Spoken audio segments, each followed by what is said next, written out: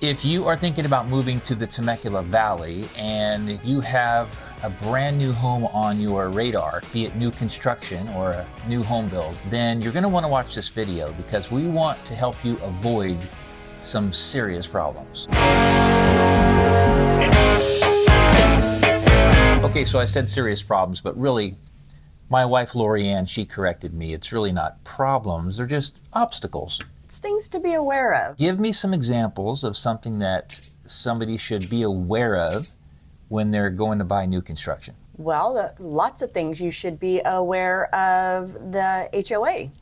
What it offers. There are restrictions if you want to go ahead and paint the outside of your house or add some trees or, widen your driveway. You've actually got to get that approved by the HOA. So otherwise you actually will get a fine, a letter in the mail. So typically you have to have the right and left hand side of the house and also two neighbors across the street that approve in writing that they agree with your exterior improvements. Kind of interesting, right? It's your house. You should be able to do what you want. However, they really like to keep the community conforming, nice, clean, not a bunch of riffraff.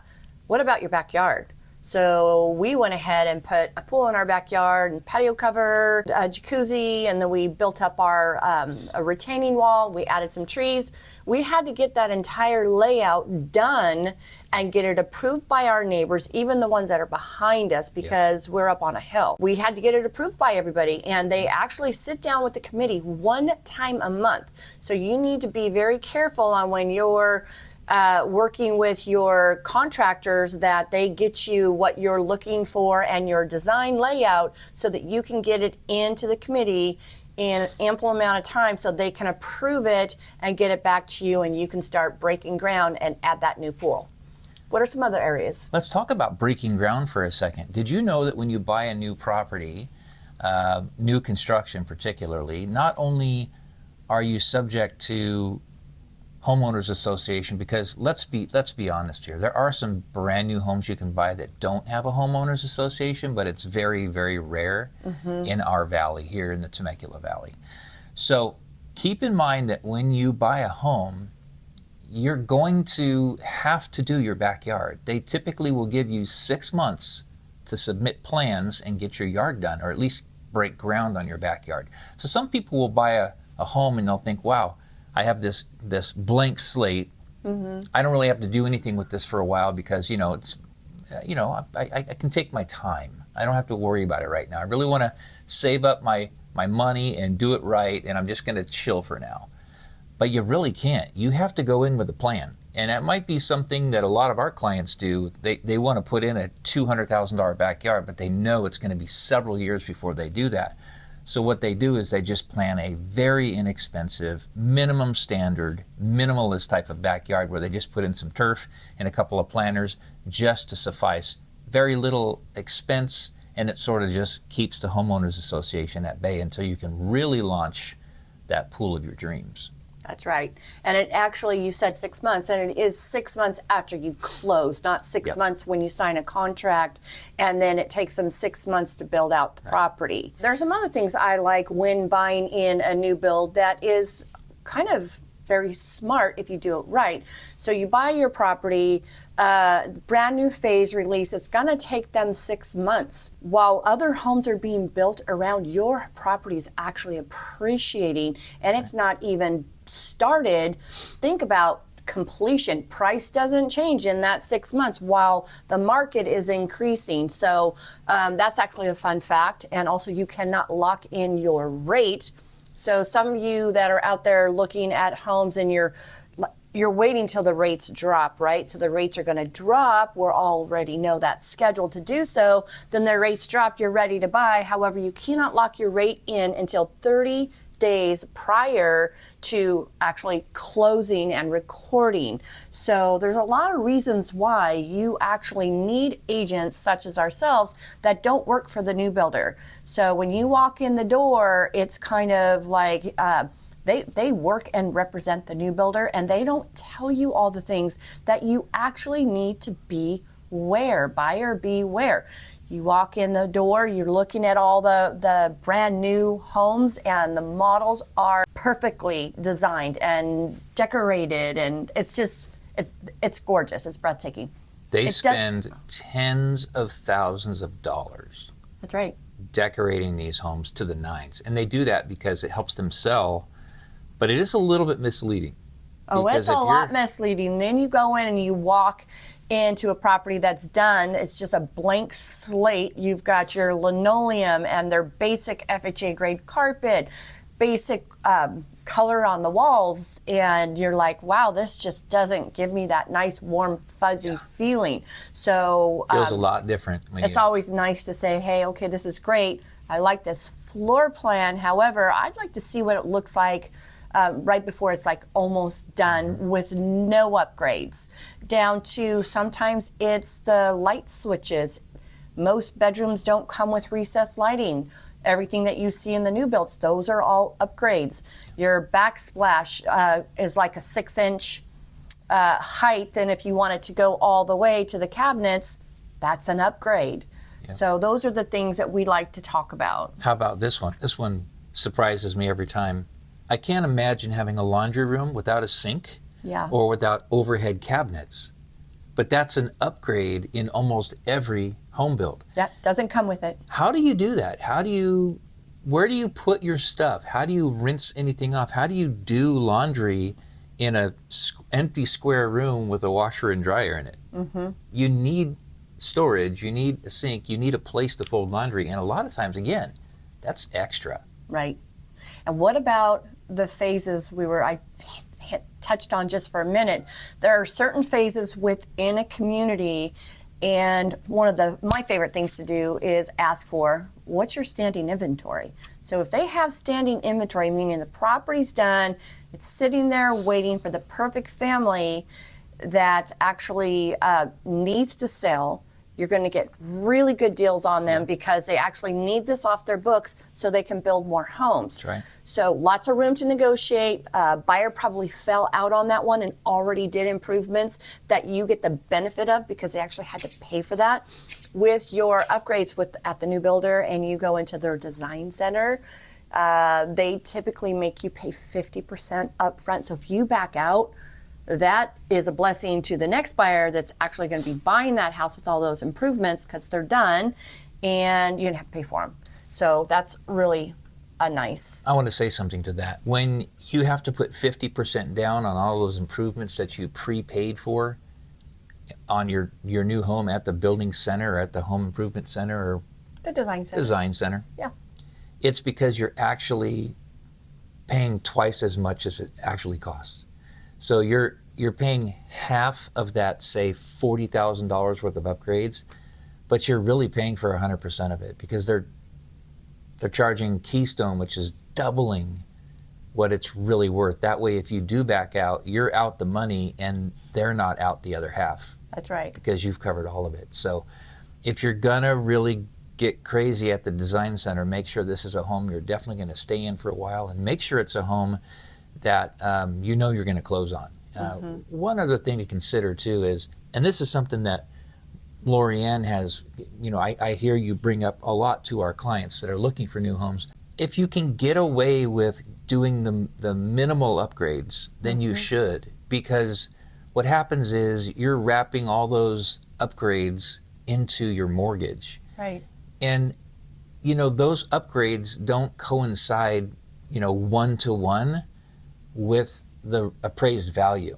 So you don't want to overpay for those upgrades, and then you don't want to wrap them up into a 30-year mortgage. That's right. Where at the end of it, that $40,000 that you paid for is really a couple $100,000 in carpets. And here's the exception to that. I think the best time to get certain flooring upgrades, depending on how invasive it is, at the time of the builder, because that's something that's very ground up. Right. And it is hard to not destroy the house and replace all your flooring. Right. So with and flooring. I like to always offer is, we've been doing this for 25 years in the Valley, so we have a lot of vendors. Some that we're always changing our vendor list because some vendors have moved out of state. Some of them no longer are in the area, or we actually remove them off our vendor list because they're not worthy of our clients such as yourself. They're not doing a good job. Not doing a good job. If you're on our vendor list and you're watching this, you better watch out because we will remove you from our vendor list. Oh, stop it. I want to say one thing too that comes up a lot with new buyers. And this is really not just buying new construction, but being a first-time home buyer. I hear a lot of people say, we're doing the math, and most of the homes that we're looking at in these new communities, they have much higher taxes. Now the taxes, the base tax is still the same, which is like 1.2%, 1.123, somewhere in there for our valley. Right. But because there are special assessments attached to the tax roll, then you kind of look at what that real number is based on your purchase price. And on the average, it's like 1.8 to 2%. Wouldn't you agree? That's right. Okay, Sure is. so here's the thing. That can mean an extra $400 to $600 a month in taxes. So a lot of times we have to talk our buyers off the ledge because they're now saying, wait, no, I just want to buy a much older home because the older homes don't have the special assessments and it's going to be a lot cheaper. I'm not going to have to spend that extra $400 to $600 a month. But consider this. Stop. I need water and I just got overheated. Oh, wow. I didn't see that coming. When you buy a brand new home, it comes with brand new appliances. It comes with the latest standards in energy efficiency, from your AC to your appliances to just all the different SEER ratings and so forth. When you look at an older home, you have to understand that your utilities can be at least $500 more per month. That's right. These new homes are so efficient now with the built-in solar. A lot of times they'll have supplementary solar, or they'll have, they're coming with some type of solar program, right? It's Power usually a purchase power agreement. purchase agreement is usually what it is. But at the end of the day, when you add up your monthly expenses, forget about the mortgage, just add up the monthly expenses on the utilities. I would submit to you that in a brand new home, that's going to be about $500 less than an older home. So there's the wash in the higher taxes. But here's the cool thing. You can write off your taxes, your property taxes and all that. I mean, technically speaking, Right. your special assessments are different than your property taxes, but I've never met anyone that separates those. So you have more of a write-off if that matters to you. And let's face it, you can't write off your electric bill, you can't write off your HOA, you can't write off a lot of those other things. I'm not a tax person, nor is my wife, but it's something to consider. I wouldn't be afraid of the higher taxes when you're comparing apples to oranges, oranges being an older home.